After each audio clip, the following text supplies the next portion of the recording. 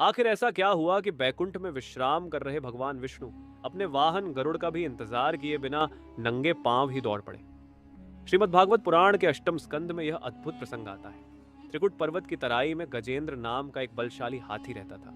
उसे अपनी शक्ति और अपने विशाल परिवार पर बहुत अभिमान था। एक दिन वह अपने झुंड के साथ सरोवर में जल क्रीड़ा करने उतरा।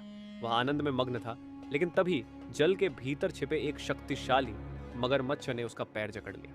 गजेंद्र ने अपनी पूरी ताकत लगाई, लेकिन जल के भीतर ग्राह की शक्ति कई गुना अधिक थी। ये संघर्ष एक पहर या एक दिन नहीं बल्कि 1000 वर्षों तक चलता रहा। धीरे धीरे गजेंद्र का शरीर शिथिल पड़ने लगा। जिन साथियों और परिवार पर उसे नाज था, वे सभी उसे हारता देख सरोवर के किनारे से उसे अकेला छोड़कर चले गए।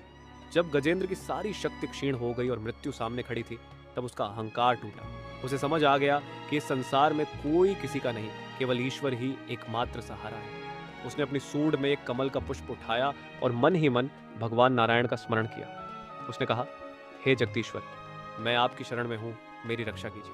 भक्त की यह करुण पुकार सुनते ही भगवान विष्णु इतने व्याकुल हो उठे कि उन्होंने गरुड़ को बुलाने का भी समय व्यर्थ नहीं गंवाया और तुरंत वहां प्रकट हो गए। भगवान को आया देख गजेंद्र का कष्ट मिट गया। उसी क्षण भगवान ने अपने सुदर्शन चक्र से ग्राह का मुख फाड़ दिया और गजेंद्र को मृत्यु के मुख से बाहर निकाल लिया।